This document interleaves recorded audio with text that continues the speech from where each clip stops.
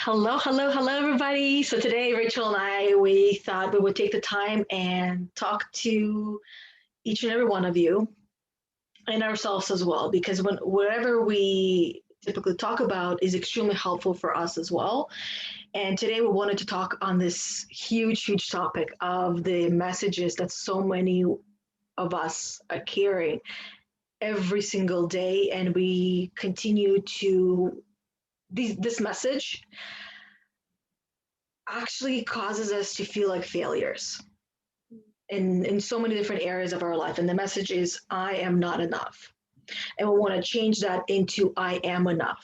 So, this is basically the topic that's going to be happening today, this conversation that Rachel and I are going to have on all the different ways and different things that come around and about of the messages of I am enough and turning it into I am enough. And in the end, we'll share something with you guys that can definitely help you to work through it all on your own or with help and support. So, without further ado, I'm going to get Rachel to start talking on this topic, and then we'll just go as we always do through everything. Sure. Well, thank you for bringing this up today. It's something that I feel very passionately about because, um, well, just being an empath, I feel so deeply what the struggles of others are. And so much of what I hear, the stories that I hear, people telling themselves, so much of it can be traced back to that thought, I'm not enough, whether it's I'm not good enough, I'm not smart enough, I'm not capable enough, I'm not confident enough.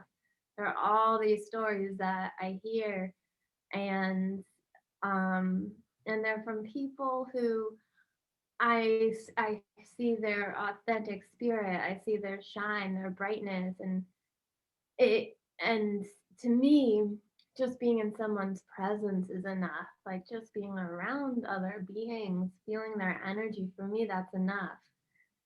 And they can't see it. Um, so it kind of goes back to why we originally chose to do the workshop we created back in December. It's just people deserve to take a breath, relax, clear all of these external pressures and internal blocks for a moment and experience deeply like what it truly feels like when we embody the thought, I am enough. Like truly feel it on a molecular level, like what that feels like. It's incredible, is transformative. So yeah, so thank you for this opportunity to speak to this topic again and circle back to it, because I do notice it cyclically. It just every once in a while, as we move through the year, I just feel this pulse in the collective that, oh, we all need to be reminded again that we are enough. And um, and this kind of work that we're doing and the kind of concepts we would love to present today help with that embodiment, because it's one thing to just say it, to just say I am enough, and it's a whole other to actually feel it, embody it in the moments, and then apply it day to day. Like how can we take this with us, and what gets in the way? How are we able to feel it in one moment and then next day wake up feeling overwhelmed and feeling like there needs to be, you know 20 of us to achieve whatever it is we think we need to achieve. um yeah. Yeah, you mentioned something you mentioned got me thinking about the seasons. Mhm. Um, that we're just basically we're all waking up from hibernation because winter, whether we like to agree to this or not, we're all hibernating through winter, and especially with some places being closed and kids staying home from school as well, it causes everyone to go deeper into the hibernation state mode. And for many people, winter is also, the way that they would describe it is the winter blues or depression, when they feel and start, and the mind starts going a negative way, right? When you feel tired and exhausted and just really need to rest. And the mind is, as beautiful as it is, it can also be really shitty to us, where it translates how we feel into words of, you're feeling like this because of this, you're feeling like this because of that, where it doesn't usually talk about the nature and the part of nature that we are, that we go through our cycles as well. So what the mind does, it tells us in all the different ways how we are feeling, how we are not enough, how we are not doing enough. In the winter, I'm not going outside enough, I'm not seeing the sun enough. I'm keeping, and I'm talking about myself here as well, plus the messages I've heard from other people and conversations that I've had. So I'm not taking my kids out enough. We're not getting enough vitamin D. I don't want to be taking vitamin D drops because it's not natural. So I want to go out there, but it's too cold. I don't want to go. And I'm tired and I'm exhausted and I want to sleep. And the mind just starts replaying all of these things over and over again. And it really comes back to, I'm a shitty person. I'm not enough. I'm not doing enough.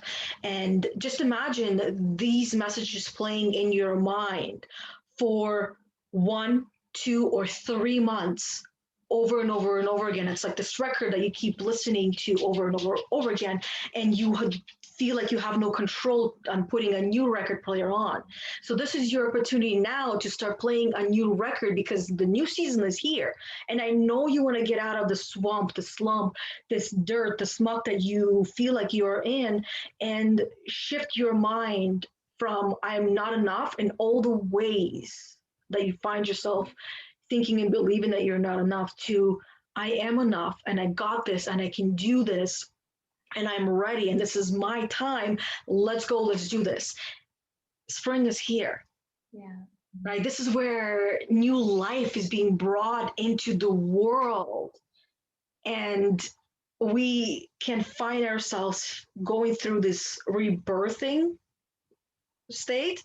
So that is why I also felt like it would be a great time to start talking about, um, the all the ways that we are enough, and mentioning the workshop, because we have created, and it's absolutely incredible workshop that has been made into a very manageable bite-sized pieces.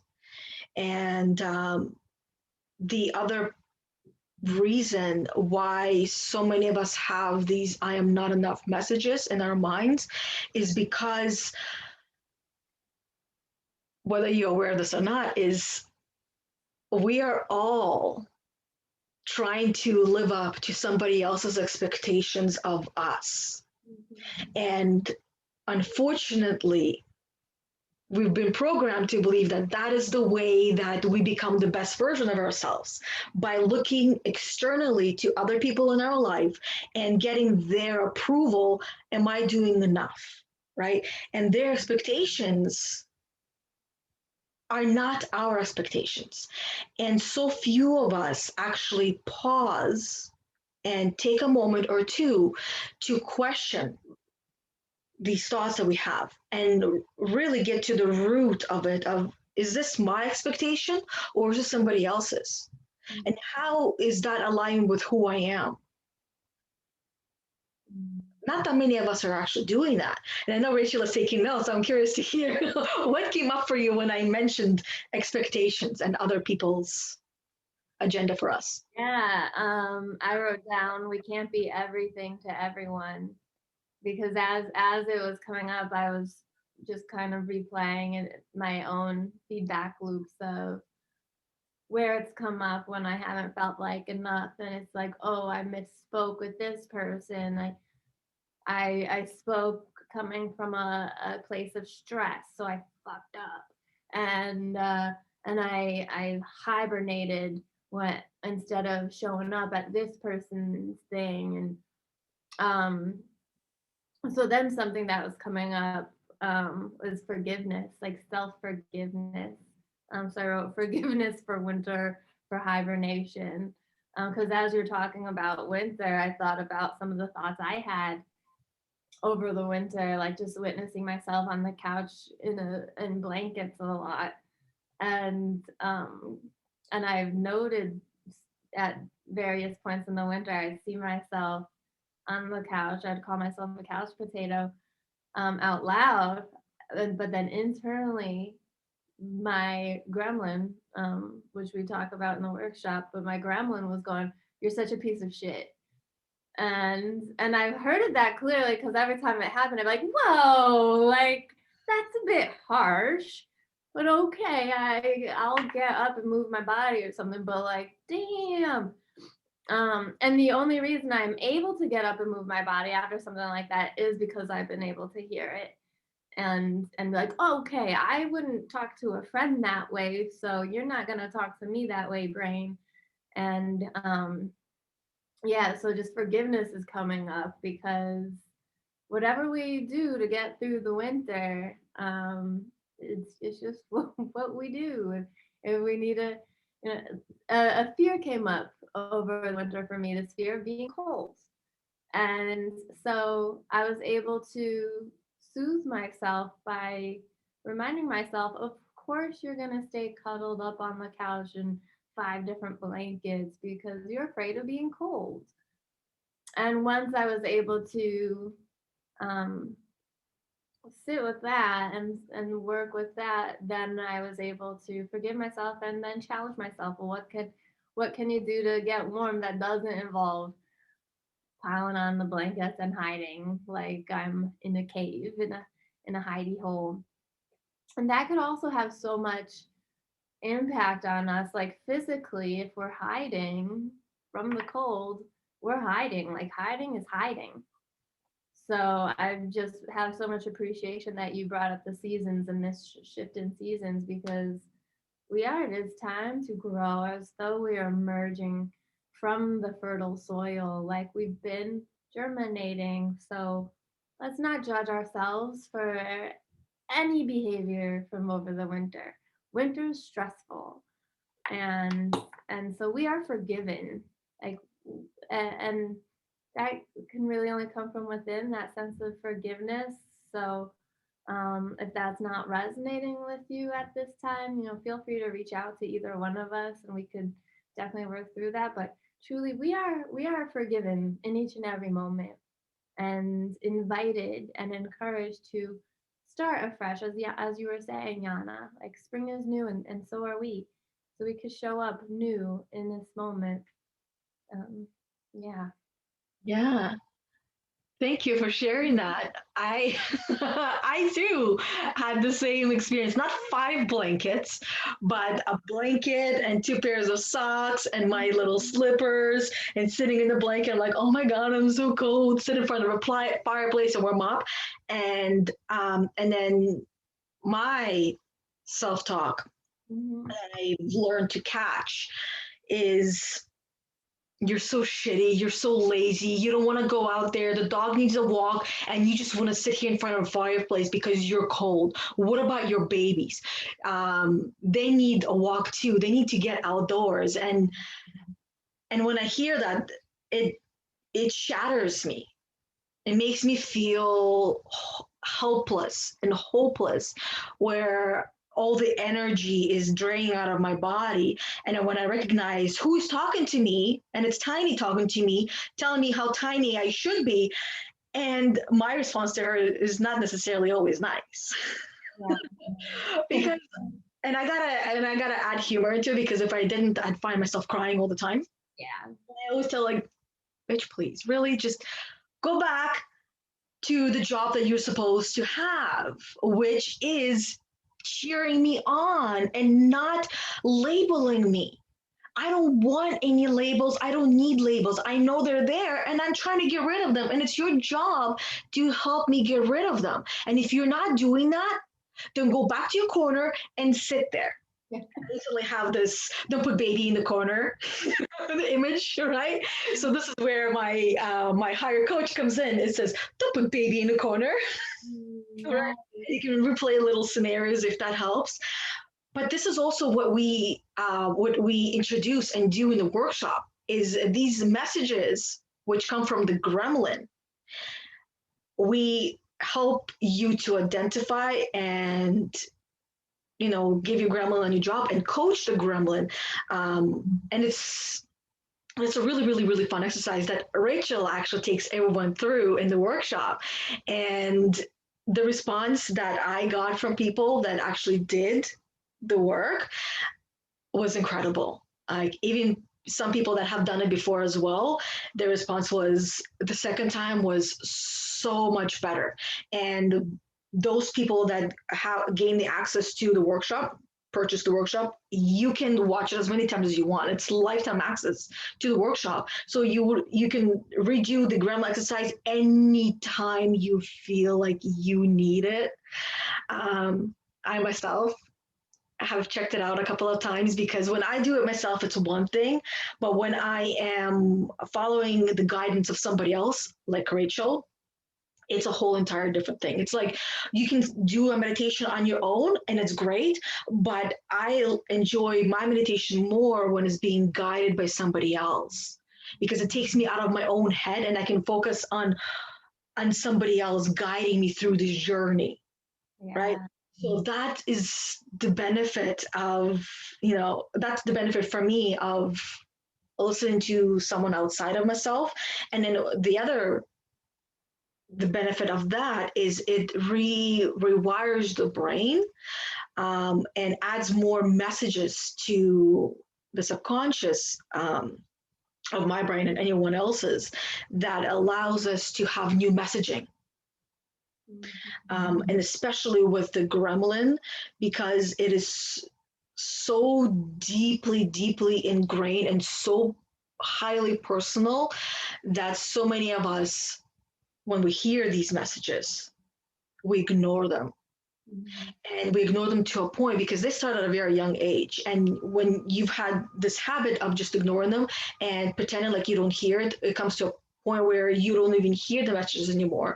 It just your body starts telling you something is wrong because you've learned to neglect this voice inside your head. And what we help you do and we've helped everyone in the workshop do is to become aware of these messages because that is where the work begins. Once you become aware of these messages, then you can start working through it. Because if you're not aware of them, how can you address them? Right? You can't, because it's like you hear music somewhere behind glass and you don't hear it clear. You know there's some music, there's some sound, but it's really like muffled, like noises, and you're like you want to hear what that is so you can see if you like it or not. And that's really what that's part of what we were doing in the workshop. We're helping everyone do to just get more clear on what's happening and hearing it and then choosing which way you want to go about it, right? And I like how you said that we can't be everything to everyone because that is so, so true. And that is what so many empaths are very, very well known for. And that is why they find themselves in this place, in this position of being overwhelmed by everyone and doing everything for everyone, that the I am not enough messages are they're coming from all the places. If let's say you were getting ready, you were getting your kids ready in the morning and you're trying to take care of yourself at the same time, and you might have forgotten to do something for your kids or for yourself, that's one I am not enough for today. They can carry on to the next day, to the next day. Or you forgot to do something and you're trying to make sure that everyone around you has nothing to do, that they're happy, right? And everything is done for them. And you as a mother are doing everything for everyone. And when something is missed, you might find yourself feeling like I didn't do enough. Oh, yeah. And it adds and it adds and it adds. Mm. Empaths are especially hard on ourselves when we miss something or um, don't show up from our full capacity for energy and presence and authenticity. And when we try to show up and we're just running on fumes, we're still showing up, yet we might slip up and make mistakes, and then we're especially hard on ourselves for those slip ups, and that can result in so much overthinking and replaying events from the past, which also contributes to that overwhelm and not enough. So, as you were talking about your internal dialogue with your gremlin, with Tiny, and you were basically telling her, hey, remember your job. I promoted you, and you're supposed to be doing that job now. And so that's an internal dialogue, and it's so valuable. And as you said, the first step is awareness. So when we bring awareness first that there is a gremlin, or whatever we want to call it, the inner critic, um, there are other modalities that have different names for it. I like the gremlin because it just like has this image of like something like kind of like sneaky, you know. Um, And we've all seen the movie The Gremlins, right? Where you feed it and you give it water and it just multiplies. yeah, That's exactly what it is. You have this tiny little message that you feed it just a little bit and it multiplies like wildfire. yeah, and we don't know that we're feeding it, and because we're feeding it in mind and body, and because like going back to winter, hiding in the winter, our bodies, like if I'm cold, I'm all contracted, so my body's contracted, and so something that we talk about in the workshop, the I am enough workshop, are the 7 levels of energy, and we talk about how energy expands and contracts. So if I'm thinking about myself in winter and my body's contracted, then that those are my cells. Like my cells are contracted. So then it's likely that my mind and those thought patterns are also coming from a place of that contraction, which are where the gremlin has the most access to me. The gremlin's old job has the most access to me, and is gonna just point at me and like, you suck, you suck, you suck, you suck, and I'll be like hiding, like, yeah, I suck, I know.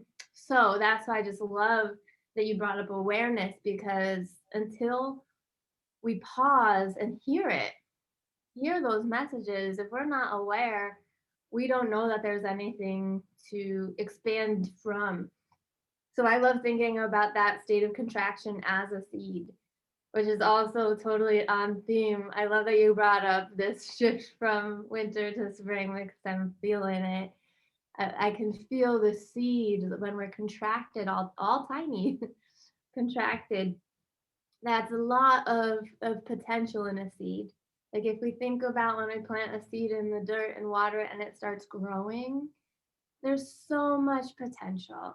And depending on what we're growing, if we're growing vegetables, then we eat, and that energy lives on because it's now in our bodies, and then we're healthier. And who knows from there, the limitless, infinite potential just from a seed. So I like to think about that messaging, you're not enough, you suck, you're a piece of shit, as I detach from any, or I at least try to. It's ongoing work, but I work my darndest on detaching from any judgment. I hear the thoughts because we've worked on that awareness, so I hear them, and then I have given my mind the job of being like, don't attach, don't judge, because that will result in shame. And I know for me personally, once I begin down a shame spiral, it could last, you know, I mean, back before I began this work, it could last like a week, 2 weeks. I remember specifically like a 2 week shame spiral I went through when I was in law school. I didn't leave my apartment for 2 weeks. I skipped classes because I was so deep in that, like, you suck, you suck. Like, I watched TV from like 9 a.m. until 5 p.m. instead of doing anything. And it happened to be during the winter. And I said, I'm not leaving my apartment because it's too cold out. And it was just what I was going through. But really, it was a vicious shame cycle. So this work that we do on ourselves really helps to mitigate the time that we spend in those cycles. And so that's why I love thinking about it as energy, because it's always going to be there. That initial gremlins message, like as you mentioned, Yana, it's from the time we're young. This messaging is really projected onto us and then encoded, and it could come from anywhere. When we're born, we have these fresh hard drives that are like pretty clean, empty hard drives, and then they're filled up, but 90% filled up by the time we're 7 or 8. And so those, when we comb through with a fine-tooth comb and find all those seeds, like where that energy, that intense, not good enough energy, whatever those seeds are, and we think about just energy with infinite potential, then as you mentioned, we can start rewiring the pathways.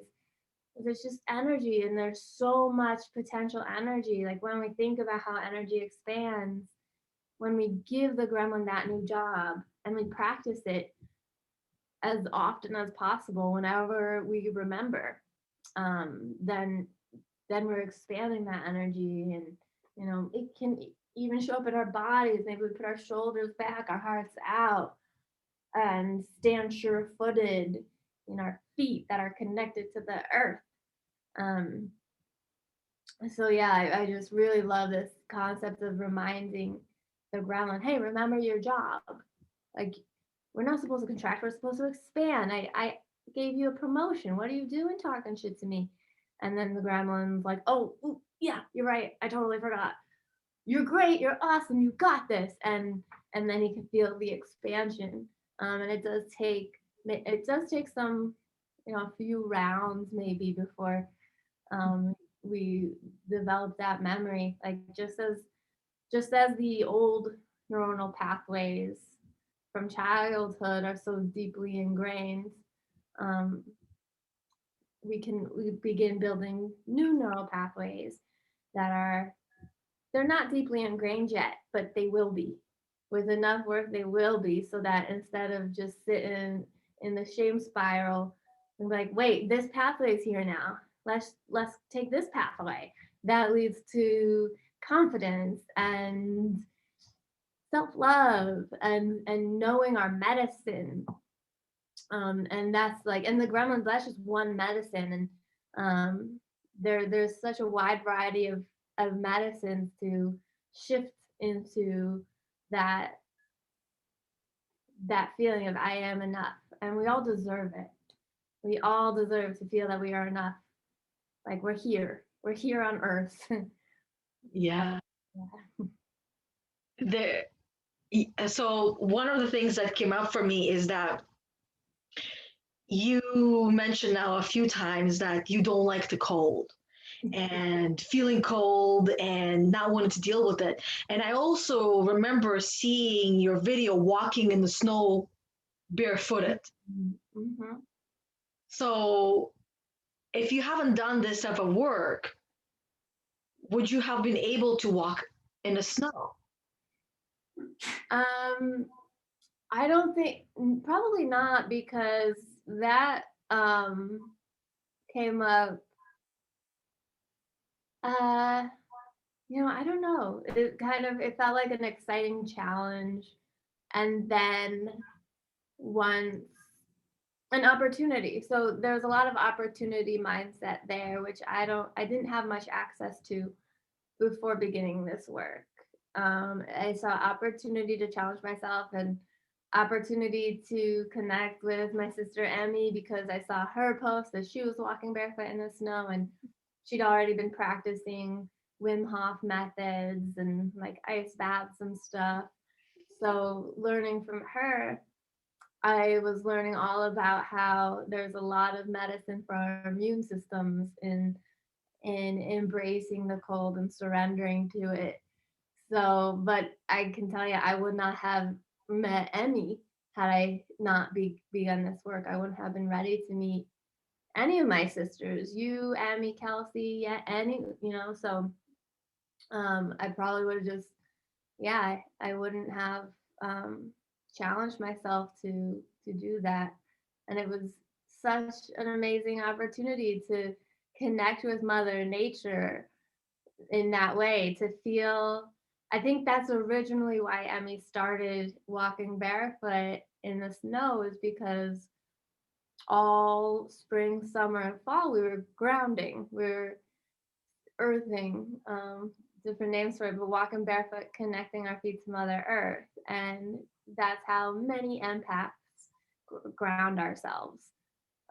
Just like actually feeling the earth, because we can be in the spirit realms, we can forget our bodies.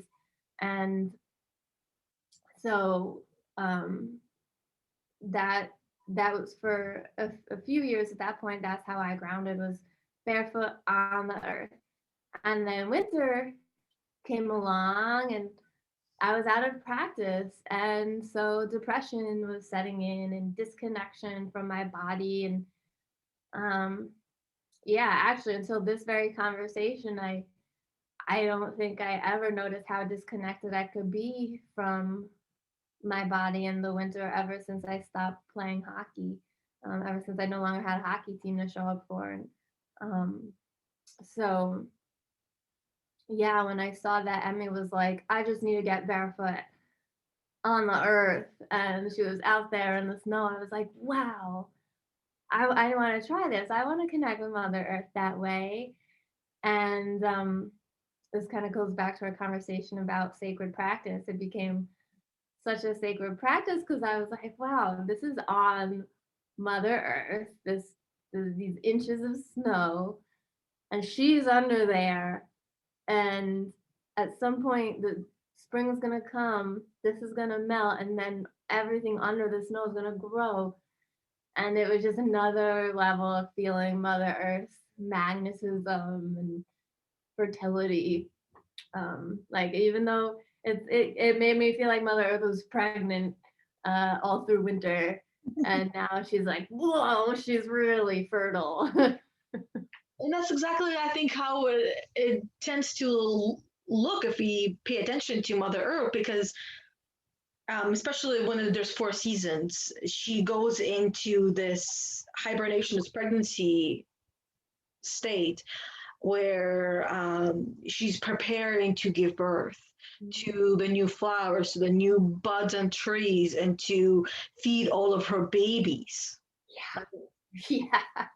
So there's that. And then the other thing that listening to you talk about, sharing with Amy, how she said, I just need to connect with Mother Earth, reminded me of all the socks and the slippers I would have on my feet inside the house, being in front of a fireplace and cold. And then one of the things that I would recognize what was happening is that I was feeling disconnect myself. So I took off my shoes, my slippers, and my socks. And interestingly enough, my feet started to get warmer on their own without all the extra layers. So I wasn't brave enough to go outside in the snow because that thought crossed my mind. I'm like, nah, I'll do it later. I'll do it next time. I ended up doing it more in March, where there was still snow, but it wasn't crazy amount of snow where I could actually walk on the grass and the patches of snow. So that's what I did. I went in my backyard and walked on the freezing ground and walked in the snow. And I realized that I wasn't going to die. Yeah.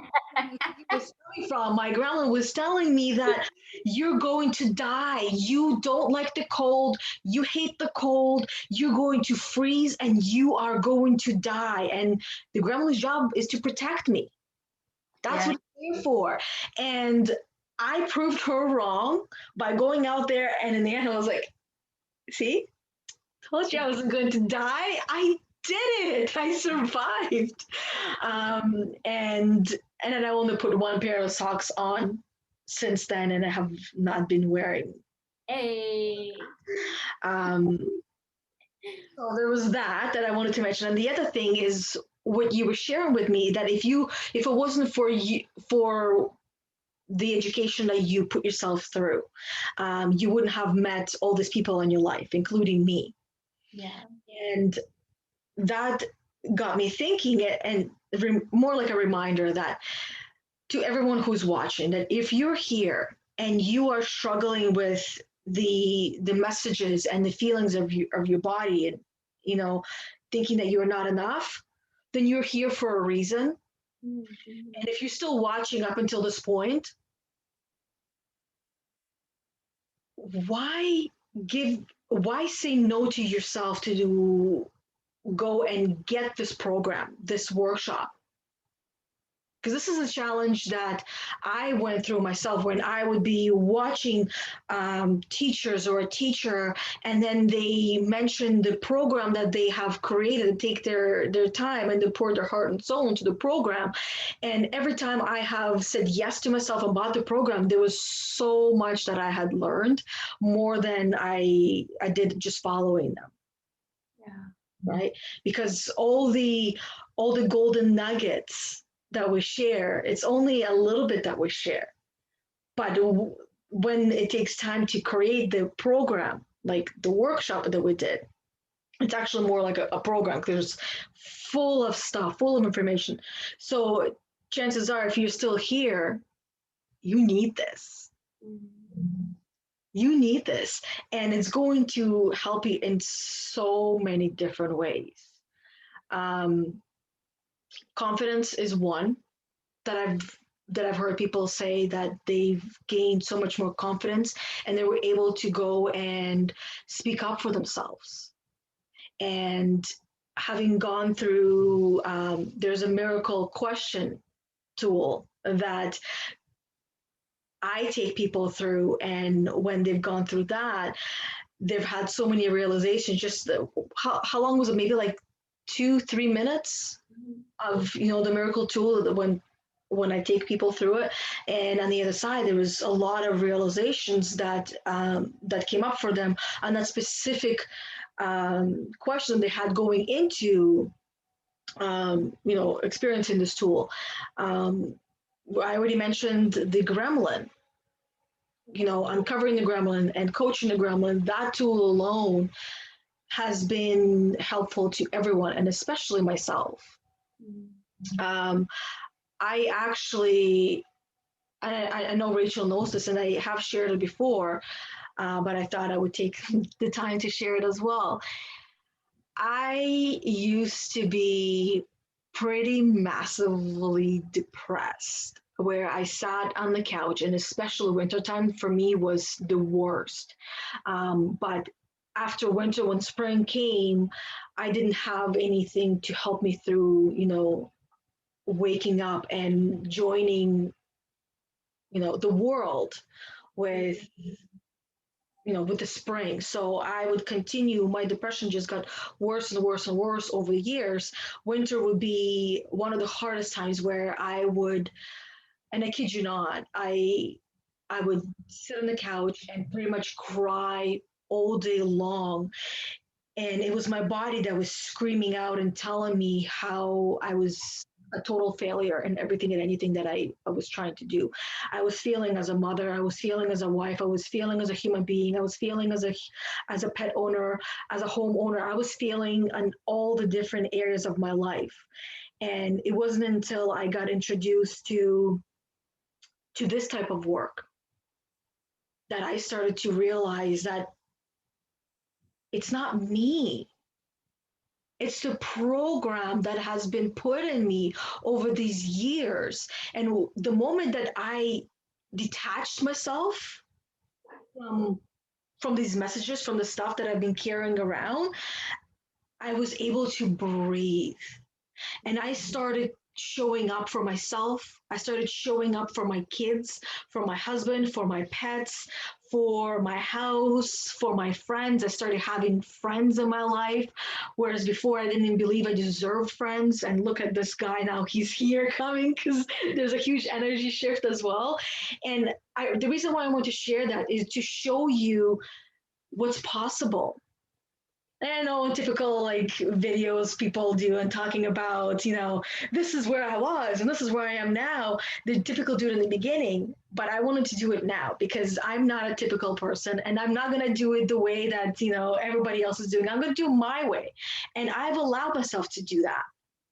And I'm not going to beat myself up for not talking about my story in the beginning and my struggle and showing really just the black and white where I was in this dark place, in this deep hole that I didn't believe I could get out of. And I refused to be on meds because I'm just stubborn, and I knew it wasn't me that really knew, it was my body that was telling me that I don't want to do it, that it's just going to make things worse, and this is a band-aid and it's not going to fix it and it's not going to solve it. And I'm not saying that for you to just stop your medication if you're taking it. Talk to your doctor, talk to professionals, because I'm not a trained professional in, getting people off medication, but I'm just sharing my story and how I did it.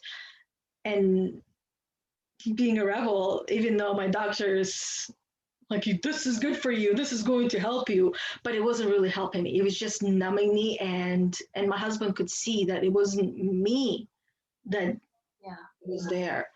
I was just the best way to describe it, I felt like a zombie. Wake up, do this, do that, and it wasn't getting rid of the messages. It wasn't solving the actual problem. It wasn't going deep into what was actually causing it. It was just numbing me, and I wanted to feel. I wanted to feel like a human because that's the only way that I could become aware of what's really going on. And I started doing the work, and that's when I started to actually wake up. And that was the best journey that I continue to be on, waking up every day and remembering that I'm human and feeling all the human feelings and emotions that I have access to.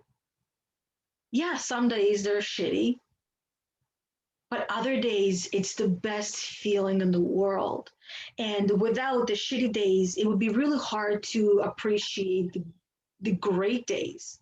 Without the great days, it would be really difficult to appreciate the down days, the shitty days, right? So I wanted to share that part of myself where I also, it wasn't just a depression, it was panic attacks I was waking up with. And the messages, like in the morning, I would wake up and it would be an elephant sitting on my chest. Not a real elephant, but that's how it felt. It was an elephant on my chest where I couldn't breathe. I wanted to get out of bed and I couldn't. And I would find myself hyperventilating in the morning. And then my anxiety, panic attack and anxiety, to me, they're one and the same, because panic attack is one and anxiety just follows, where I would catch myself thinking.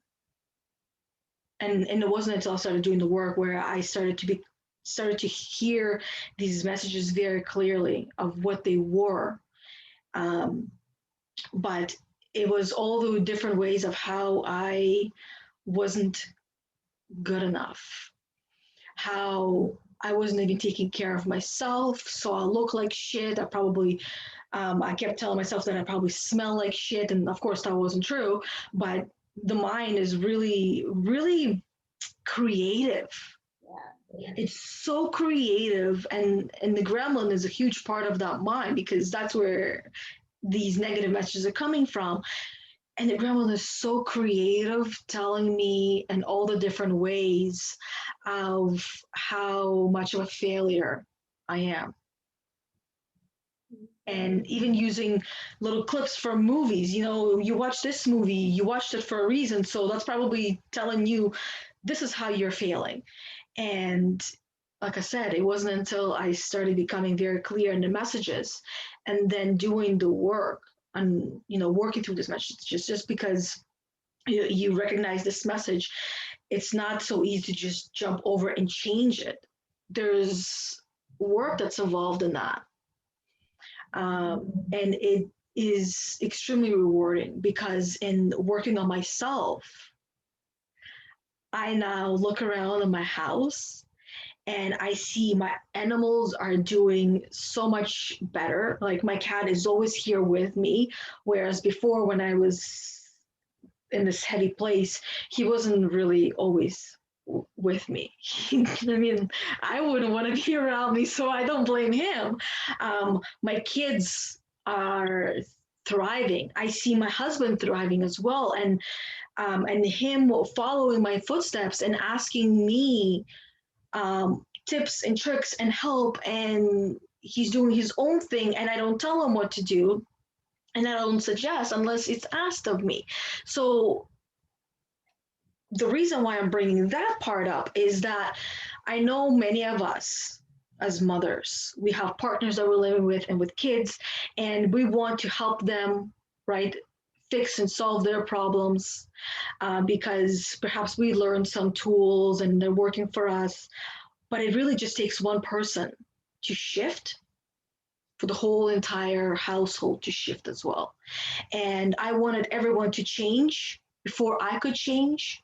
And once I turned that around and I said, okay, I'm going to make this about me and I'm going to be just a little bit selfish and I'm going to work on myself and I'm going to shift and change myself and I'm going to re-brainwash myself. And then if they want to do it, they can do it their own way. But by me focusing on myself, it just shifts the energy of the whole entire house. Where one day my husband, he goes to me in the morning, he goes, Yana, like, what did you do? Like, you just woke up one morning and you became a different person.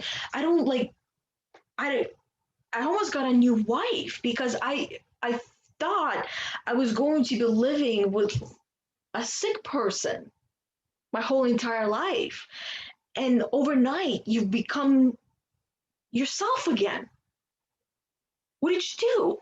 And I didn't have an answer for him because it was just little things, day in, day out, night in, night out, that I did following the things that I've learned that allowed me to then wake up one day and then be questioned by my husband like that. Mm-hmm. Right.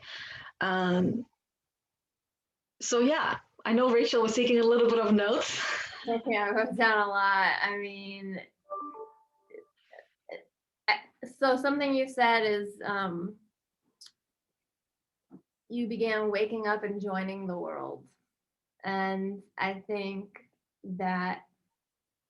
we can all relate to depression, and that's and it that when we're in that state, Yana, you so often reframe it as deep rest instead of depressed, like deep rest, and then it does come to a time where we are ready to wake up and join the world, and that's really all we need to know is that, and we don't really need to know how we're going to do it, just knowing that we're ready. Like there is a world out here, and when we're experiencing depression, we're hiding from the world. It doesn't feel safe. And something that I was thinking about when I was experiencing depression, and you touched upon this when you said that you got to the point where you decided to make the shifts instead of waiting for other people. Anytime I've been depressed, I would be placing these unrealistic expectations on how I wanted people to rescue me or save me. Yes. And it and that looking back, um we narcissistic behavior and truly empathic and compassionate behavior exists on a continuum. So when I would be depressed, I would be exhibiting a lot of narcissistic behavior. Like, why isn't everyone revolving around me? Why doesn't everyone see me in this struggle and prioritize me and helping me? And I missed the ways that people were. Um, like I wanted them to change internally, but they were offering help in the ways they knew how. Like for example, my mom making food or um, and just ways, yeah, ways that they knew how. And what it felt like was it felt like I was drowning, and people were actually reaching their hands out, and I was like, no, no, I don't want to. I don't want to grab it. And when it's time to actually wake up and join the world, we will be able to identify the hand that's reaching out, going, just grab on. I can't make you grab a hold of my hand, but if you grab on together, we can pull you out of this quicksand or whatever you're drowning in. And that it was just an internal decision. Like when I did decide, something that we keep saying is doing the work, and maybe we can go a little deeper into what that means. But when I did decide to do the work, it was an internal decision, just like you. Like, all right, you know what, I'm going to make a shift. Nothing is changing around me, and getting to the point where I'm seeing that like day after day, it's the same. I'm afraid to get out of bed because it's so much safer in my dream world. I'd rather just dream my life. Like my Yeah. depression was like, I want to dream my life away. I love it in my dream world. This is not this world that we all share. When I wake up in the morning and open my eyes and get out of bed, I don't want this world. I reject this world. I just want to sleep and sleep and sleep and sleep until death, until I eject from this planet altogether. I actually ended up doing. I used to sleep all day long, and I had alarms to tell me when the kids were coming home, and I would set my alarm about 10 minutes before they're coming home, so I can actually look like I was awake long enough so that I don't look very sleepy. But I used to sleep, like I kid you not. I would wake up in the morning with my husband through panic attack and anxiety. Um, Most mornings I would be throwing up because it was just too much for me.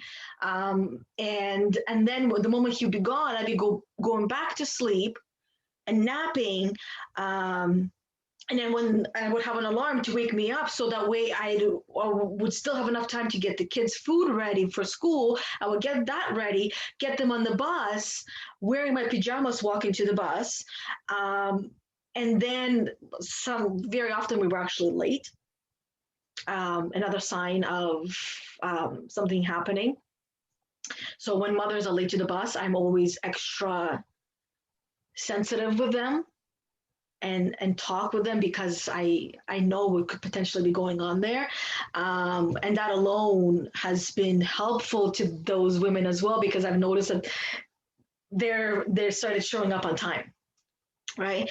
And then once they're gone, I'd go back to sleep.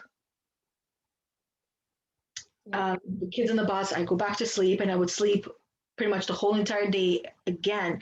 And that would be like days, weeks, months. I'd be sleeping all the time. And then when I wake up, again, I'm working through the panic attacks and anxiety, and I want to go back to the dream world. Yeah. So thank you for bringing up the dream world. Yeah. That was the best part of it. And that's the only thing I wanted to do, because reality was just so shitty.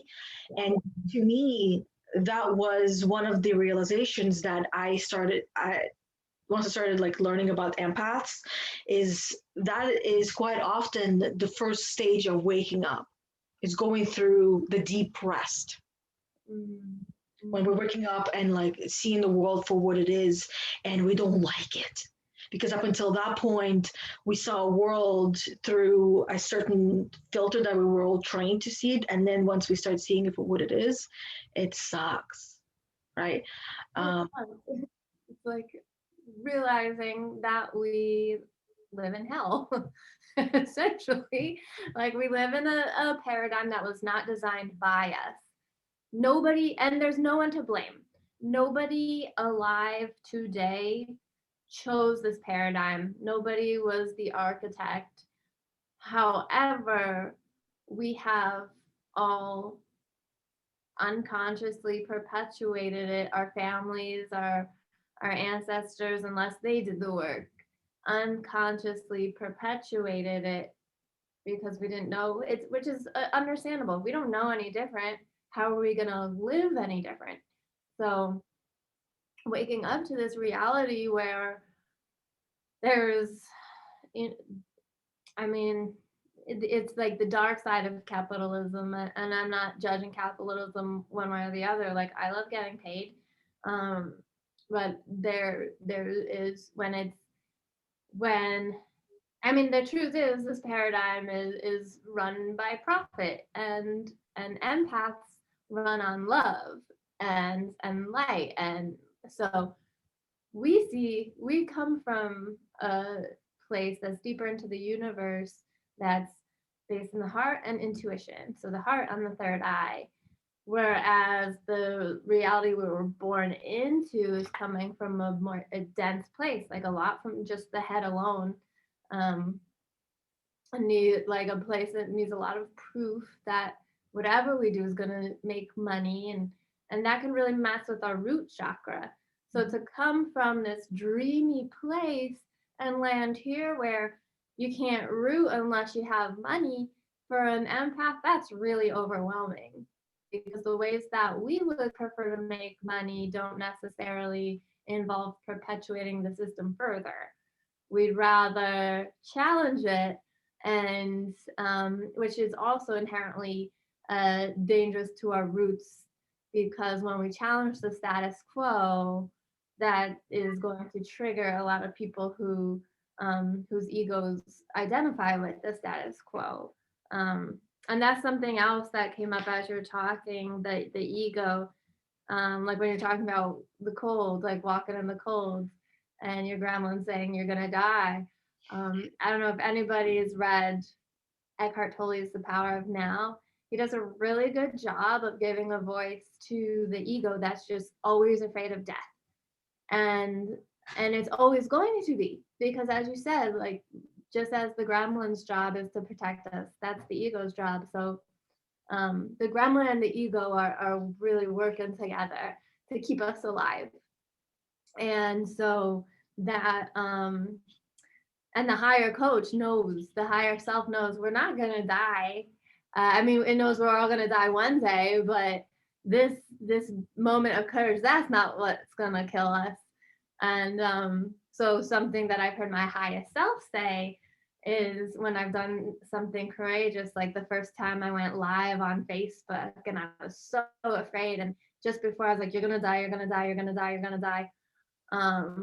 I do it, and then afterwards I immediately had inner critic thoughts like, oh, that was awful, you said too many times, you said like too many times, you looked weird.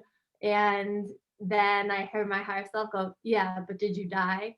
And just breaking it down like that, it's that simple to silence the ego. No, I didn't die. Because in The Power of Now, Eckhart Tolle does such a good job of going in depth of how much the ego fears annihilation and what it's willing to do to keep its hold on us so that it doesn't die. Because anytime we grow, we experience ego death. Or if ego death doesn't necessarily resonate, we every time we grow, we experience that a transmutation of the gremlin's message. So which could feel like ego death. So yeah, that was just one of the things that I was thinking about, is just that like waking up and joining the world literally is like waking up from that place of like, no, dream world's safer. And um, so, and I love that we're talking about this and going that in depth about how we show up when we're experiencing depression, especially because we speak with a lot of empaths. And so if anyone listening, retreats to the dream world, retreats to sleep, it's perfectly normal. There's no shame. We understand. We've been there. I still return there some days when I sleep like this morning I slept in until 9:30, and it's because I was like kept having these dreams. Sometimes I just want to I'm like think I'm figuring something out, so I keep returning. I'm like, oh, that dream was potent. I gotta go back. So it's not necessarily connected with depression anymore, trying to escape from the reality we all share when we're awake, because we also, in the dream world, our subconscious is very present. All of our subconscious is present. But yeah, so I just want to make a note, you are not alone. If you retreat to your dream worlds often, you're not alone. That's normal. However, I will say if you would like to do that less and be awake more and engaged in life more, there's plenty of medicine for you. And we all find our different medicines, and then it's up to us to use it. And that's where doing the work comes in. Like a lot of people who've been doing the work talk about it and call it doing the work. Um, so I just like love to touch upon, there's so many ways to do the work. And in the workshop that we've been discussing, the I Am Enough workshop, I think I'm so grateful, Yana, that you broke it down into bite-sized modules, because we were so excited about all these different medicines, different modalities for doing the work, that we kind of just like birthed it all. Like it was like a pretty big labor. so, so there's this whole array of options for doing the work, like coaching the gremlin, or something else I thought about while we were talking was transmuting fear-based thoughts into love-based thoughts, and that's doing the work there. So yeah, when Yana, I'd love to hear what doing the work means to you, and then I'd be happy to share as well. So first I want to say, before answering the question of what doing the work means to me, is that this workshop that we did is not a typical workshop, because a typical workshop, you come in, you spend about 5 hours in a workshop, usually total, whereas ours was closer to 8 hours. And they introduce one or maybe two tools, where we have 5 or 6 tools that we introduce. So it's an actual course. And that's why the feedback that I got was that it's a lot of information. So that's why I'm like, if that was me and that was a lot of information and it was all one long video or 2 long videos that I needed to be broken down, so it'd be easier to go in and revisit any topic that I want at any given time. So later I'll show you what that actually looks like. I don't know if I showed it to Rachel before, so it might be the first. I think I might have, but you'll see it again. So now to answer your question, what does doing the work means to me? That's it's a very, like, to me, this question is a very big question, because it's different at any given day. So for example, if I wake up, and sometimes it's very rare, but I still do once in a while wake up with anxiety. So to me, doing the work in a moment like that can be anything from, okay, I'm going to stretch my body and remind myself that I'm safe, that I'm okay. Um, Doing that, and then also questioning this anxiety, where is this coming from? And it's usually for one of my old messages, because my body's trying to bring me back into the past of how I used to be. So then I question the truth of that, try to validate that, is it true, is it not? And it's never true. So then I basically question myself or take myself out of there. Okay, great. Sometimes it still feels uncomfortable. So then I move on to the next tool, and I have my own tools on my tool belt that help me to work through it. And shifting myself from the darkness and heaviness. And sometimes doing the work also means understanding that I am in level one right now, because this is what you will also learn in the workshop, all the 7 levels, and you will start to recognize how they're showing up in your life because it comes with a workbook.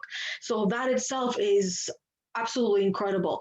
So then I recognize that I'm on level one and see why I'm there. Sometimes I might not be fully clear as to why I'm there. If I'm not fully clear as to why I'm there, I allow myself to stay there.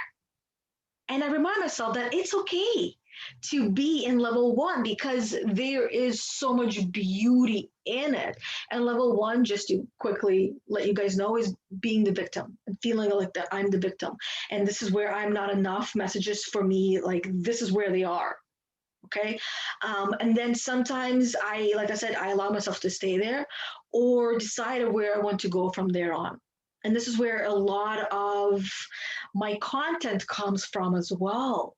This is where the workshop was created from. It was created from level one, guys. Okay. From me being a victim and being on the ground and crying. That's where this pregnancy took place for the workshop. And then I shared my level one with Rachel, and she's like, yes, let's do this.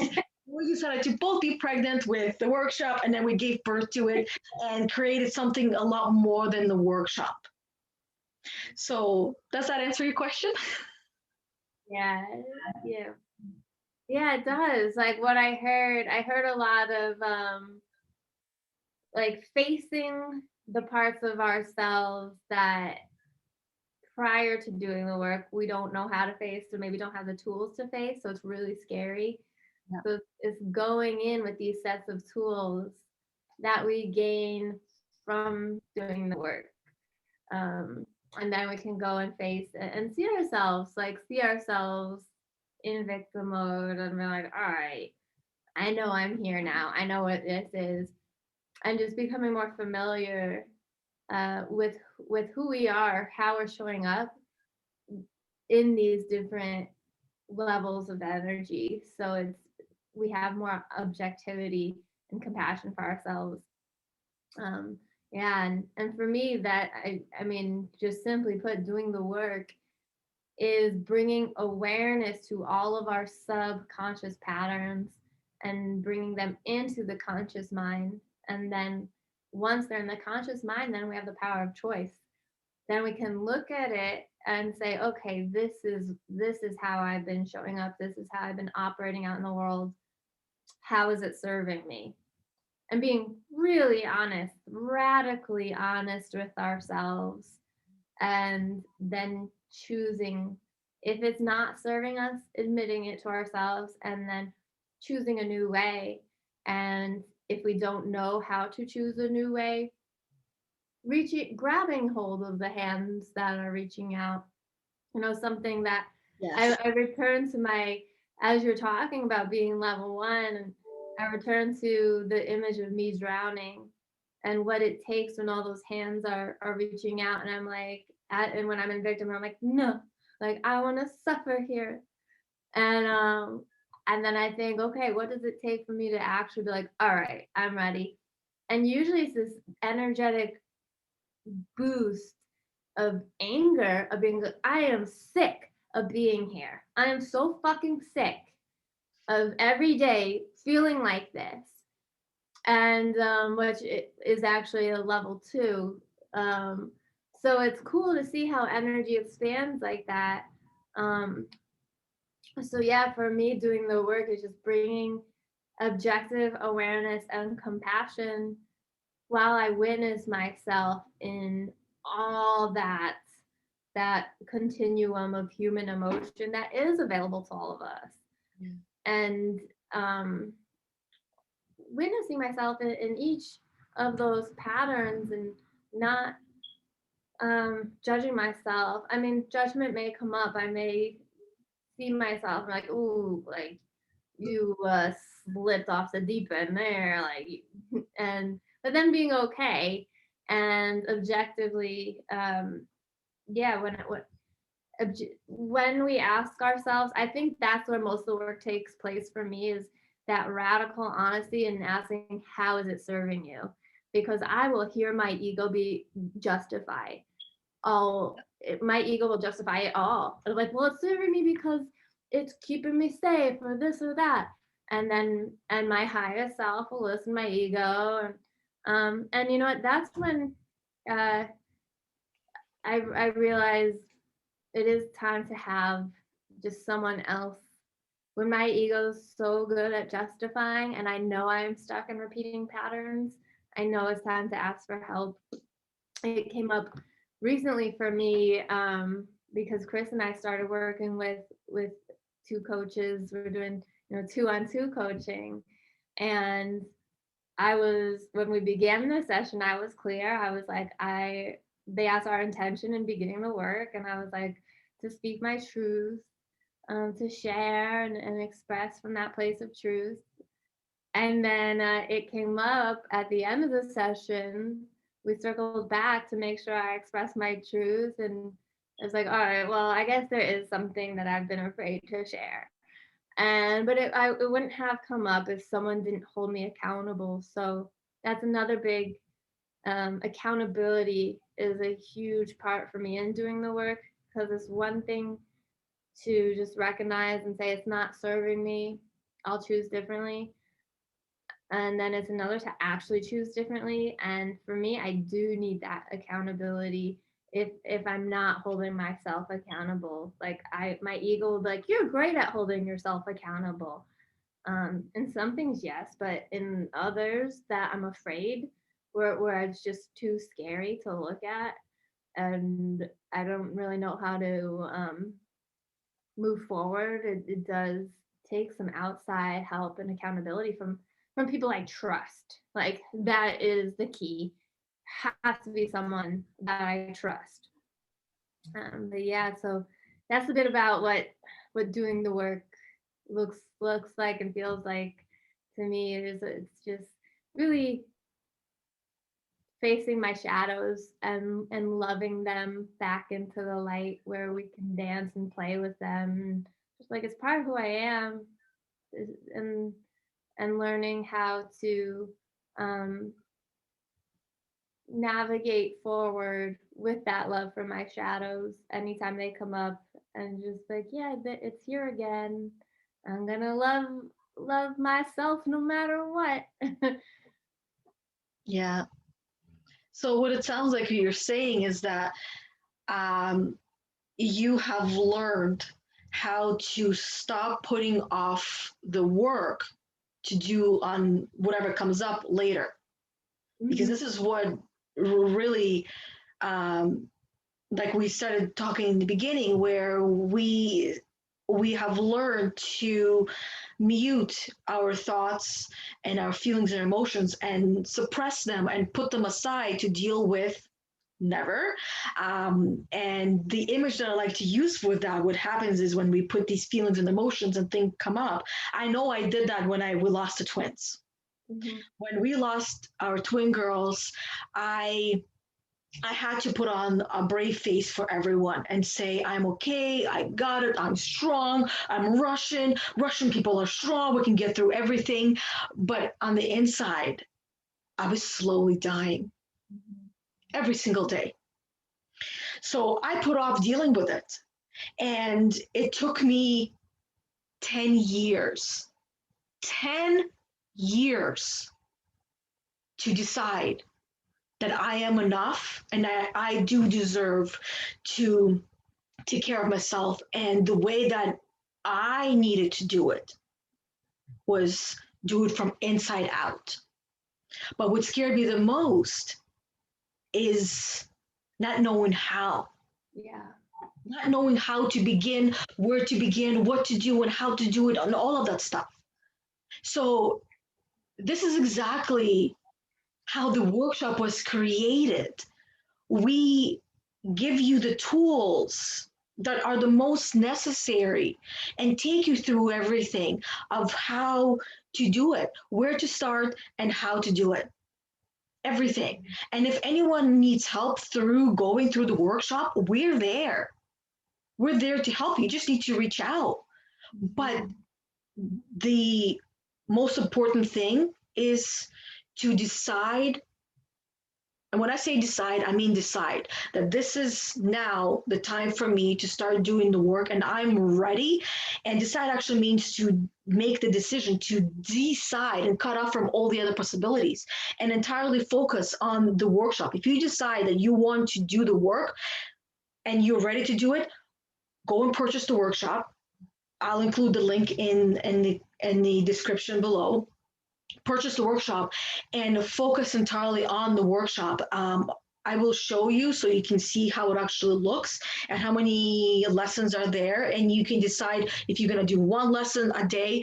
And I highly recommend just focusing on one lesson a day and then doing the work because each and every one of them has something to do. So that way you start moving yourself to the version of yourself that you actually want to be, that you want to be, and not somebody else that wants you to be. Your whole entire existence, your purpose for being here is to become the best version of yourself based on how you see the best version of yourself being, not how somebody else. And the image that I mentioned that I like to draw out for everyone is think of an apple core. Okay. You take that apple core, and that apple core is the chewed up feelings and emotions that you have. Okay. And what you do with it typically is you put it under the rug. And each time this chewed up feeling and emotion comes up, you take that apple core and you put it under the rug and you put it there and you walk on it, you walk all around it and you ignore it and you avoid it and you pretend it's not there. When you go and lift up that rug after a month, how nasty do you think that apple will look? When you've walked all over it and you allowed other people to walk all over it as well, when you ignored it and avoided it and didn't look and you didn't give it any attention, chances are it's going to be covered in mildew and fungi and God knows what else. And it might even start smelling. Now imagine how that apple will look after a year, after 2 years and 3 years of you ignoring and avoiding these feelings and emotions and not dealing with them. That's where depression comes in. This is where anxiety comes in. This is where panic attacks come in. This is where self-doubt, this is where the gremlins messages come in. I'm able to say that because this is what I've gone through myself. And I even get goosebumps talking about it because I feel myself being there in those moments. And that's why I have this disgusting visual image that I want to share with everyone so you too can carry this image forward of this rotten core apple underneath your rug that you continue to ignore and avoid dealing with because you were never taught on how to do it, how to start acknowledging and validating your feelings and emotions and actually recognizing them in the first place. And also understanding who you are and why you're feeling that way because there's something else outside of you that is challenging in you.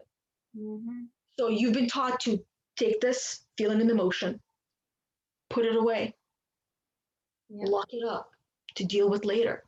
Another visualization is Pandora box. You take these feelings and emotions and you put it in the Pandora box, and then one day something opens it up and everything comes flooding out at you because it feels like that. It's like all attacking you. Everything over your whole entire lifetime that you've just put away and suppressed, it just vomits all over you. And then now you're left with, pardon my language, about what the fuck? Who am I? This is not me. Who have I become? And what really the major feeling of that is loss. You feel lost and confused and pain and suffering and no sense of fulfillment and just a bunch of I don't know, I don't know, I don't know.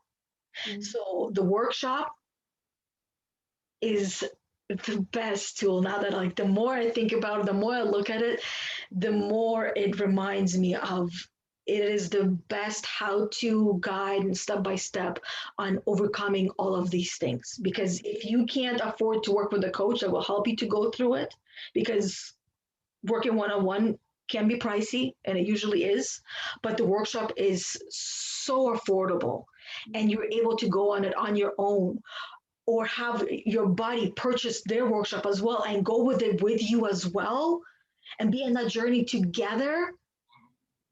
Guys, like, I don't even know.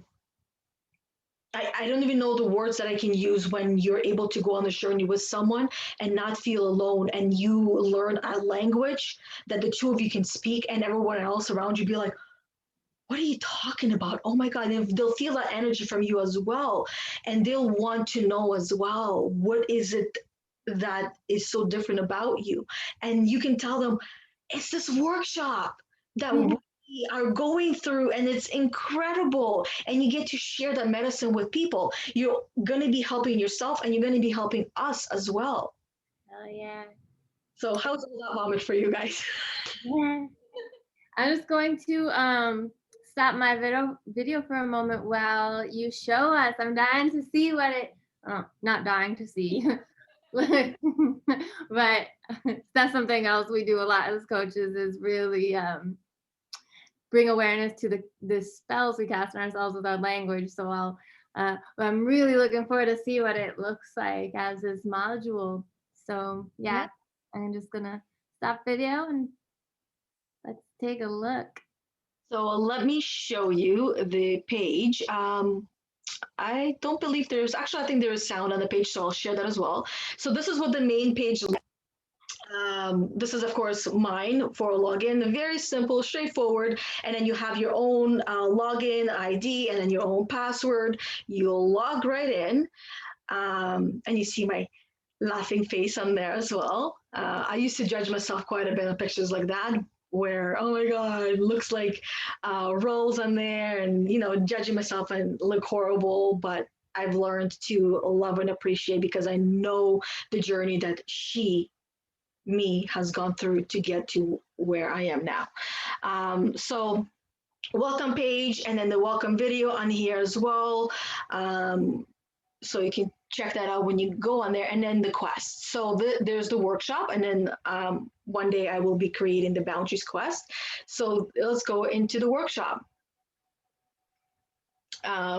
I have a lot of things open on my computer, so it is a little bit slow. So here is the I Am Enough workshop. So there's 18 lessons in total, which can take you 18 days to do. Right. So it's not that long, but some lessons might be a little longer. So if you find yourself that one lesson that you take requires a couple of days, sitting with it and working through it, then do that. Give yourself that time. So as you can see, every lesson is broken down, and has its own title, so you can see where it's all about. So coaches and reason behind the workshop. This is where you get to hear our stories and why we decided to create the workshop, and then the overview of the 7 levels of energy. And then we go deep into level 1 and 4, which you will actually get to see why this particular levels we are mainly focusing on through pretty much the whole entire workshop. And then a beautiful story, and talking about the gremlin as well, and then fear and its purpose, love versus fear. So you guys can see what we have on here, the topics, and wheel of life and the values. So a lot of incredible, powerful information and tools. Boundary work on there. This one, a lot of people absolutely loved it. So you get to, because this workshop was live and it was recorded, you get to see other people's experiences as well that were courteous enough to share with us. And then the miracle question. And, actually, this one is the best with what do you do now? Where do you go from here? And and then performance versus mastery. So you see the difference between you just doing the work and you becoming the master of yourself. So that's basically it. And I can quickly, let's say, click on one of these videos and show you what that looks like, and you'll see the progress on the top of as you're going through here. You guys can see my mouse hopefully, so you can see how many I've done, and it's great to see the progress. I love seeing the progress, so it reminds me of it builds confidence, right? When you see I did this and I did that and I did this, and I start to feel good about myself, and I can do this, and I am capable. But this is basically the video. As you can see, I can quickly like skim through so you can see as we are meant, right? This is the beginning. It reminds me. We'll go into the 7 levels. Just to want to show you just a little bit of preview. Expand you to allow. So that's the video, and you can click to download the workbook. It's going to be the same workbook throughout the entire thing, I believe. And you can mark complete, even though it doesn't look like it's highlighted, but it is. So you click on it, and then it brings you on to the next lesson. And it checks for you on the side so you can see that it's done. So because this whole entire workshop was created with so much information, just like we said, it's a whole entire course in here, and that's why we decided to break it down into manageable bite-sized pieces, like 23 minutes for a video, one video a day, 18 days, and you're done. Let's say you double that. What's double? 18 plus 18 is what? 32, 33? I'm not really. 31, right? 36. 36. No, 32. Wait, 18 plus 18. 36. I mean, we're not mathematicians here, so I'm not embarrassed for not being able to add really quick math. I can ask my son, who's 7 years old, and he is like this with math. I'm like, dude, like, nice. right? So I wish he was here. He would add 18 plus 18 like this while I'm still calculating. So that's his thing, and I don't want to say he didn't get it from me. He's his own person. But even if you did it in 36 days, that's a month and a week. Let's round it off, right? In 5 weeks, and you take your time, 2 days, watch the same video and go deep with everything, because they're loaded. Like, there's a lot of information in there. We did not hold back. If you know us by now, hopefully. If not, you will get to know that we don't hold back. We gave it our all that we could in the amount of time. And in total, I believe there's like I said, I think close to 8 hours. And all those things like habits and routines, that one was great as well. Everything in there, values, the wheel of life, a lot. Okay.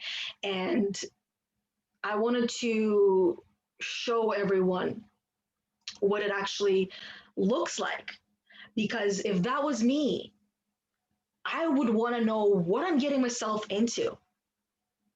Right? The person in my head that wants to know what, why, and how, and get comfortable with the platform. I wanted to show that to those that are like me, that want to feel a little bit more safe, a little bit more secure of, okay, I know now at least a little bit of what it looks like, what I can expect, and especially like the lessons, what's in there. That's for all of you, the analytical minds, the curious minds, the creative minds, every kind of mind, to ease it. I love that, because this something that was coming up for me is when we begin the work. It takes an element of surrender. Like, we don't know what's awaiting the other side. We're just jumping into a black hole. And usually when you jump into a black hole, you go through a wormhole and then end up on the other side. And that's unknown. And so it does take an element of surrender, while also seeing it laid out like this really helps to ease the ego's desire to know what awaits on the other side. And I just want to share one more thing that was coming up as I was looking at the different modules is I was reflecting on that metaphor of the apple core being pushed under a rug, and then looking at these tools. I took the apple core out of the rug and then brought it outside and dug a hole in Mother Nature in the soil and put it in there and then covered it up. And I was picturing all these tools like watering and nurturing and nourishing it, and then it growing into a beautiful apple tree with all these other apples to share with others. So just thought I would offer that to take that apple core just one step further. Like, not only are we bringing it into the light, out of the rug and into the light, we're loving it and returning it to Mother Nature, and where it's loved and received and witnessed and regenerated. And this kind of work is really regenerative. Like, healing is so addictive, and once we begin healing, we just want to share it and share it and share it. We just like the apple tree. So I just wanted to share. That's a beautiful um, elaboration of what we can do, what everyone gets to do with that apple core. Yeah. Some of them might be very rotten, but that's a thing. The energy that you bring into this rotten apple that you put into the soil and water and nurture it, there's something beautiful that's going to come out of it, right? You're taking those feelings and emotions and you're working through them and you're working on them and you're watering them and feeding them the nutrition that it needs. So then beauty grows on top of what originally was disgusting rotten apple core, Yeah. right? Something that you perhaps might have been avoiding dealing with, that your your mind was telling you that it was horrible and disgusting and not worth it, to now take it out, plant it and water it and see that it's actually beautiful and that it has a purpose and it's nothing like you could have ever imagined before. Mm, yeah. I'm sure most of us have heard that there's always something beautiful on the other side of the struggle. But so few of us actually want to do the work because of the unknown, because of that fear of, even let's talk about the workshop where if I didn't show you what that looked like, one of the fears might be, I don't know what I'm getting myself into. She's telling me that it's broken down into bite-sized pieces. I don't know what that means. I don't know what that looks like. And I don't want to end up on some platform that looks horrible and that itself can cause me fear and anxiety because I don't know what that looks like. And I say that because I've bought quite a few programs and none of them had showed me what it looks like. And when I go and I see the programs, some of them were extremely overwhelming to me, where I found myself not wanting to do anything. But if I got a little bit of a glimpse of what it actually looked like, what I could expect, it would ease a lot of that anxiety from me, that okay, now I know. And now when I go there, I already know what I can expect, at least from what it looks like, Yeah. Yeah. right? Like a more informed decision. It really helps. Like, clarity is a big deal for coaches. Like, that's what we're here for, to help our clients achieve clarity.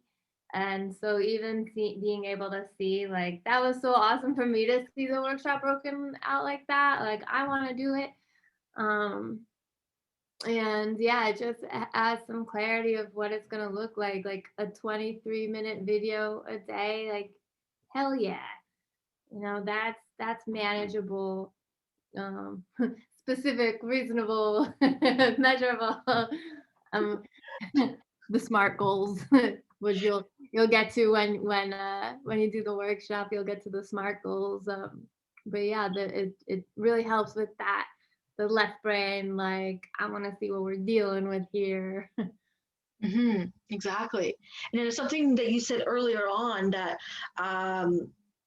that when you were in level one, you found yourself getting angry to get out of level one and then doing the work, taking the action. Yeah. That reminded me of my own journey when I was in the darkness and I was severely depressed, sleeping all day. I needed to get angry at myself and say to myself, enough is enough. Stop the self pitying. It's not serving anyone, and it's definitely not serving me. This is not who I was born to be. This is not who I want to be. And it's time to do the work.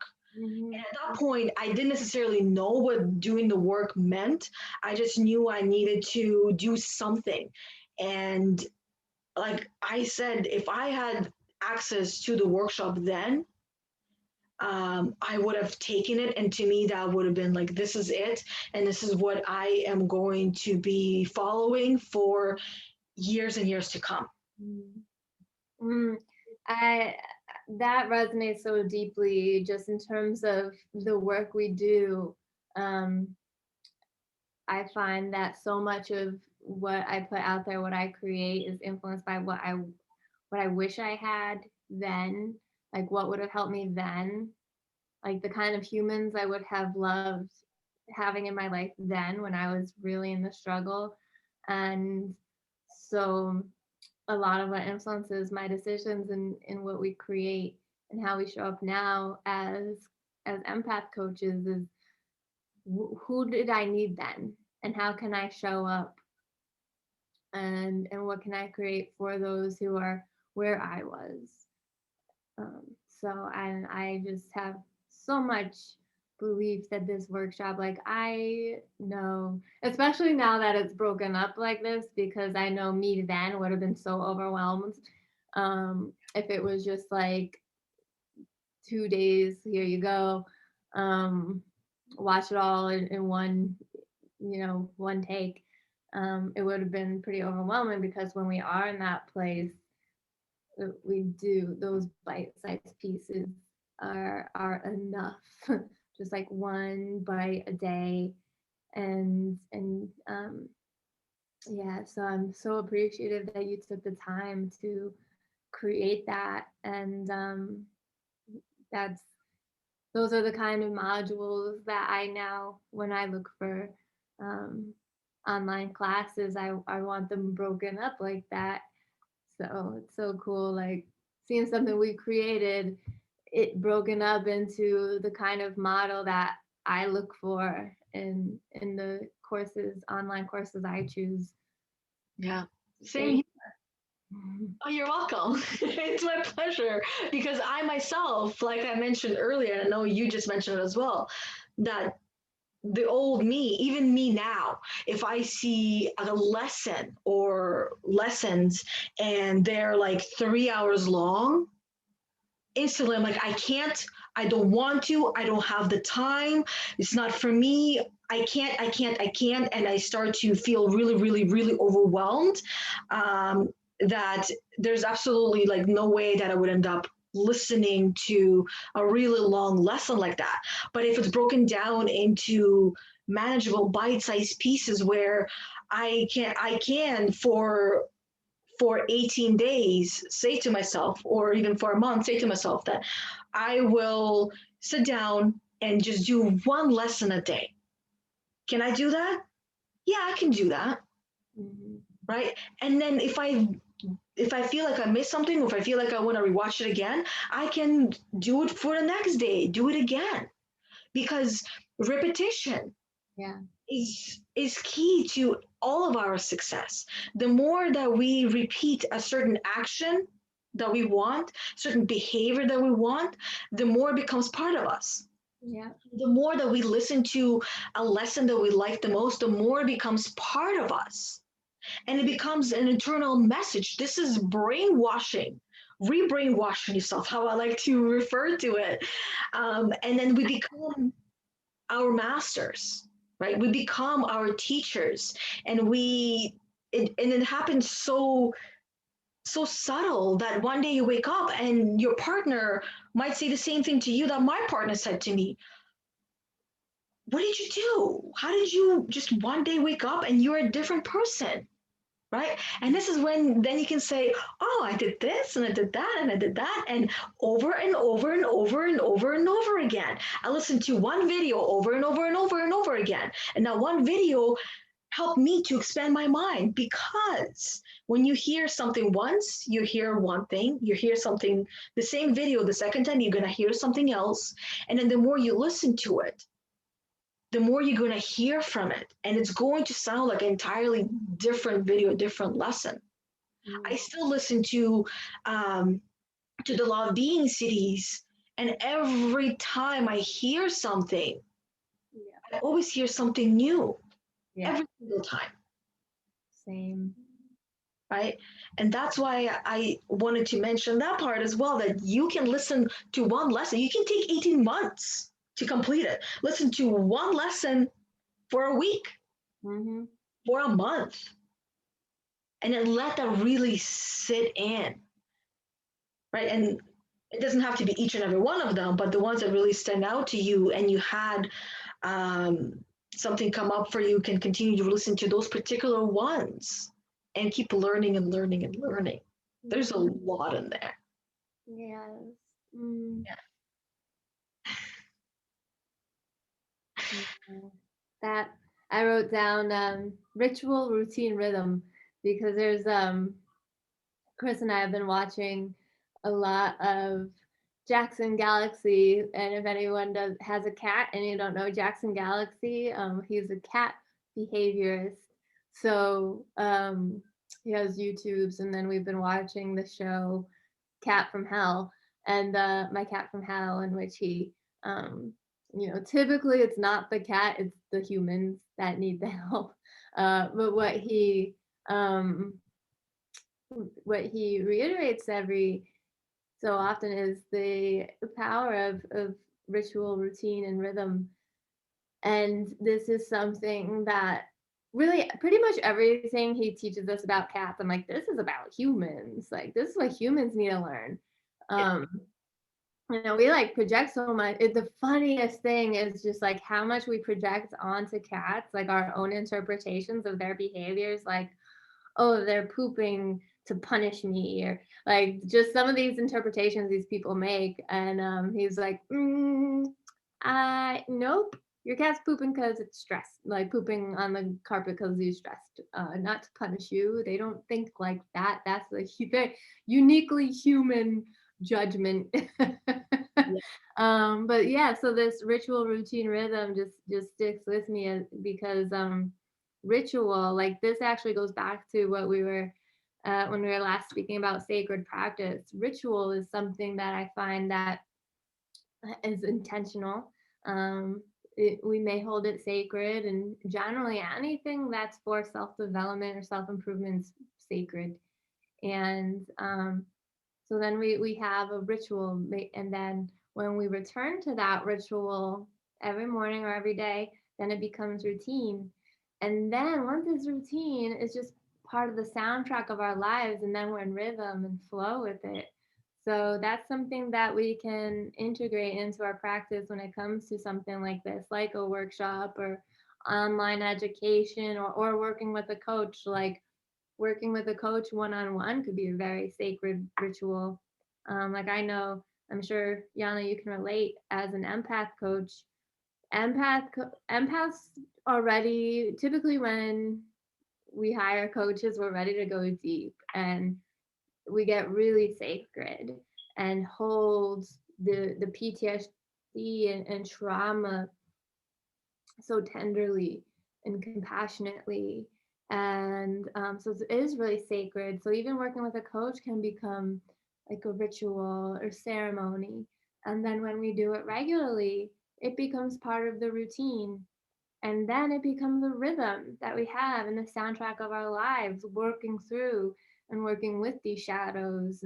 And a lot of what we do is alchemy, energetic alchemy, from level 1 to level 7. It's the same alchemy Mother Nature experiences, going from winter to spring, from depression to bliss, and there are all these, checkpoints along the way, and certain phases that occur along the way, but it can very much become such a rhythm that we're not judging. We're not judging ourselves, we're not judging others, we're just in flow, and just these big beating compassionate hearts. Something that I love, when uh, you may have noticed when Yana was taking us through the modules in the course, um, when the images of each level of energy. Something I love is at level 6, the person's like this, the image, and so even that, like seeing that image, a lot of empaths have really strong clairvoyance. So imagery, clairvoyance means clear seeing or extrasensory seeing, and a lot of it's connected to our third eye, and so our medicine can also incorporate imagery. So which is why that apple core is such a potent medicine, because imagery sticks with us. And so having the imagery of this associated with joy can be very powerful. So yeah, so that's also something to think about when we think about what medicine really helps us. Like if imagery is really strong and helps us, just something to think about. And if language is something that helps us, like with the gift of clairaudience is clear hearing. People with really strong clairaudience, language can be really beneficial. So that's why when we transmute thoughts from, well, to put it simply, from I'm not good enough to I am enough, that kind of language, like mantra work, can be really powerful medicine as well. Yeah, there's many different medicines, right? I know you mentioned it earlier on in the conversation that there's so many different medicines, and there really is no one fit all. And we help you to uncover your own, and then what you do with it is entirely up to you, Mhm. right? So our job was to put everything together, which took us about a month to really gather everything. And there was a lot of information, a lot of everything. And we ended up, of course, going over time on each day because there was just so much. And we knew that it needed to be shared. It needed to be packaged together for everyone who is ready to do the work, and wants to do the work on their own or with a coach, right? Because that part, I know we don't even mention it before, but if you want to go through the workshop, even with one of us, we're available. But it's set up in the way that you get your access to the workshop and become the member of the workshop, and you can go in and out on your own time, anytime, and as many times as you want. There's no limits, and it's there for you forever, Mhm. right? So one time cost, and you have access to it forever. So yeah, I feel like we covered pretty much all the bases and then some with the workshop. Yeah, and then some, per usual. Always go give more than uh, we want. Always give more than what people expect. That's basically, I would say, maybe at this point, our mantra. Well, Right? yeah, we go for it. I mean, it's we go deep, and when we're going deep, like part of the reason I love our relationship so much is because once we get started, it's going into that black hole, and then we spend time within the wormhole before we get to the other side, and that's where, for me, all the magic is. It's getting to the, like, what really wants to come out, because we're like, it's like I picture the universe inside our bodies, and like, we're just like going through the universe, and there's all these different stars and galaxies and planets and constellations, and we're just like visiting them all together. So I mean, I love it. Exactly. I love it too. Like always over deliver. That's the word I was looking for. Always over deliver. And that's exactly what happened in the workshop where we over delivered.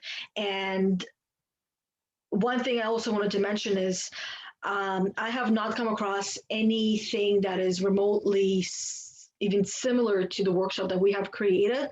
And the things that are remotely similar, like programs, um, their cost is a lot more. Like you're looking at in like higher thousands and 2000s for the same thing, whereas ours is very, very affordable for anyone, right? And I know some people might have a pretty heavy money story like I did myself where I can't afford it, I don't deserve it. For me, I wasn't even working when I started this journey and the courses that I was buying, so I don't even work, I can't afford it. I don't want to use my husband's money because it's not mine. And of course I found my own way to help myself to believe that I was worth and deserve it. And once I did, and I started going through the program, it elevated everything. And I one of the ways that I found that helped me was to get rid of stuff that I didn't want in the house anymore. So organizing, decluttering, bringing money in, and then more than affordable. Then I feel like, yes, I'm worth it because I worked for it. I not only cleaned and organized and sold these things, that now I'm paying for my own program on my own, and I don't need anyone's help, right? So I wanted to quickly mention that if you really want it, you can find a way to make it work, right? And it's at a very affordable price. That's why the link down below, check it out and you'll see for yourself that it's more than affordable, especially in comparison to other programs out there. And I've only mentioned the lower cost of the other programs that are similar, but nowhere near being the same, that don't go in as deep as we did. And we went in quite deep. Um, yeah, even for myself, it was quite deep going into these powerful tools that we introduced. Yeah. So yeah, and if anyone has any questions at this point, we're always open to helping you and answering those questions. But honestly, we're just really excited to see you begin this journey and go through this journey and see you and hear from you on the other side of when you come out of this journey, this workshop. Yeah. Yeah. So any closing remarks, Rachel, that you want to add to this wrapping up? It's funny you asked that because going back to clairaudience, I just have lyrics playing in my head of there's a song by Nako and it's called Dear Brother, and part of the chorus is what I see in you is a young tree bearing fruit. So I think that the apple core metaphor just had that the imagery. So I'm seeing people, I'm seeing all our young trees out there ready to be planted firmly, root down strong, and then grow and bear fruit. And yeah, so I just wanted to offer that that is what I see. What we see is just so much untapped potential. And when we don't know how to tap that potential, something like this is so helpful and really, really helpful. And to find purpose and find what our gifts are, the fruit that we want to share with the world, first we've got to get to know who we are at deep, intimate levels, and that's really what this workshop course now has been turned into a course, which is so cool. Exactly. And yeah, it's so cool. It's a course and it's a program, and Yeah. that's exactly what it helps with is just detangling from everything that's not ours, so we can see the roots, our roots that are ours, and realize they really are so strong and rooted. And then beyond that, there will be a community of other trees, and all our roots will be connected under the ground, and we can hold each other up if wind blows, and our roots will all be connected, and we'll be able to withstand the wind, maybe bend a little. We won't break and we won't fall. So just wanted to offer that. And I had another imagery from that where also came as a question. How many people are in your life can you feed from that rotten apple core? Mm, mm, None. mm. How many people can you feed with the apples growing on that tree after you've taken care of it, planted it, and and you watched it grow? How many apples can you have on that? Because what I saw is a village. You can feed a village with those apples on that tree. And that is what the workshop will allow you to do, to raise your energy to a place where everybody can be fed from your energy. And of course, we'll teach you how to um, give from the overflow and not drain yourself entirely, and learn how you can put yourself first. Through the different modules in there, you'll see how it all really connects together.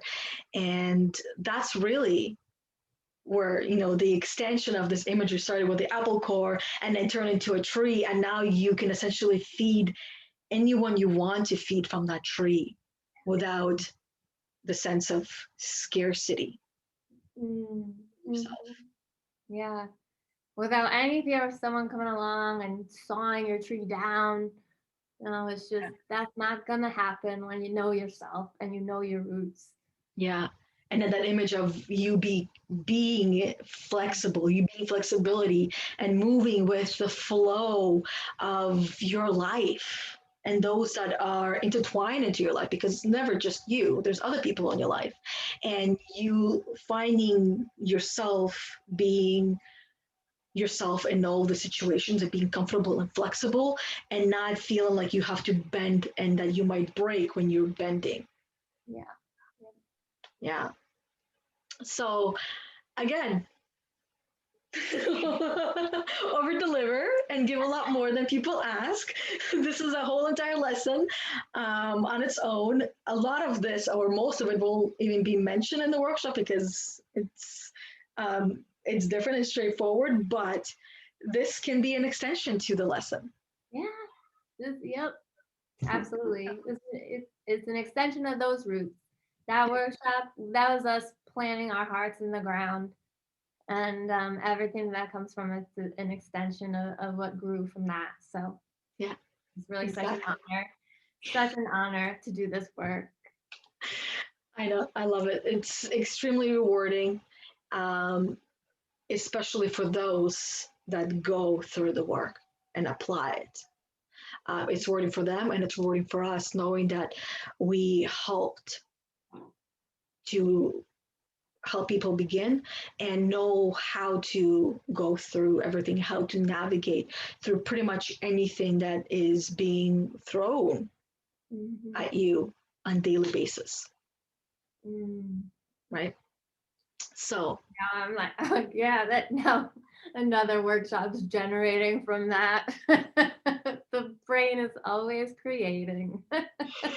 the creative brain, that's the plus side to it, and at the same time that can be the minus side to it, where it just create and a lot comes from it. And then this is where we ourselves go into hibernation, where we'll allow our body and our mind to rest so we can continue to create and pump these things out on regular basis. Yes. So yeah, I know there's going to be another workshop coming up soon. Ooh. Creativity, that's a workshop. Yeah. Like, ooh. So without further ado, I wanted to say thank you, Rachel, for having this conversation with me for the benefit of everyone else who's watching and listening. And thank you, everyone, for watching and listening. Looking forward to seeing you start this journey, continuing this journey, find your soulmates perhaps on this journey, right? Your soul brothers and sisters who will be going on a journey with you, and you'll be able to have a conversation with them, and then seeing you on the other side, Yes. because it's beautiful. It really is, right? You'll learn to appreciate the ups and the downs and the mids and everything and the roller coaster that is life. Um, yeah, that's it. I don't know what else to add to this. Yeah, that's good because we could keep going, and so Yeah. best we leave it there. Appreciating the highs and the lows and the mids. That's really That's it. human. Really Yeah. being human. Appreciating being human. And the journey, right? Learning to love the journey and not look towards the end goal. Mm. Oh, yeah. Yeah. Oh, that's another one. Okay. Everybody's cut off at this point. No. Until next time. Yeah, exactly. For next time, that alone is like, whew, a big topic there.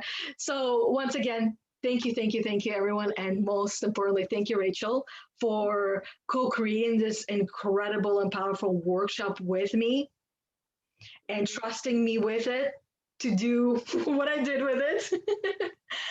Yeah, and then now it's time to help everyone to get the medicine. So thank you, and anyone who watching, listening, if you know someone who can benefit from this video or from doing the workshop, please share this video with them. Please share it with your tribe. Share it on your favorite social platform. Help us help you and help others. And if you'll like what you see and hear, check out the rest of the content that I have on the YouTube. Check out Rachel. There's information down below how you can connect with Rachel and connect with me on other platforms. And subscribe to us, right? To this channel, to Rachel's channels and platforms. And let's continue to stay connected. And yeah, I think that's it. Mm.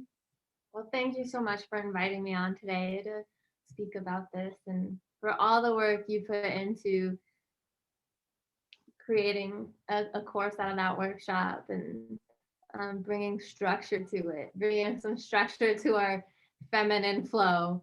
It's beautiful, the magic you wove into it. So thank you so much. And thank you to everybody who's watching. Thank you to our community. We love you all so much. Yes, we do. That's why we continue to show up. Yeah. Every week. Right? Exactly. Yeah. Your so love. yeah. That's right. Wow. Yeah, we have unlimited love supply, and the more we give, the more we get back. Yeah. Yeah. That's true. Okay, so thank you once again. And until we hear from you guys. Yeah. Until then. Yeah, thank you and much love. Much love. Bye, everybody. Bye. Bye.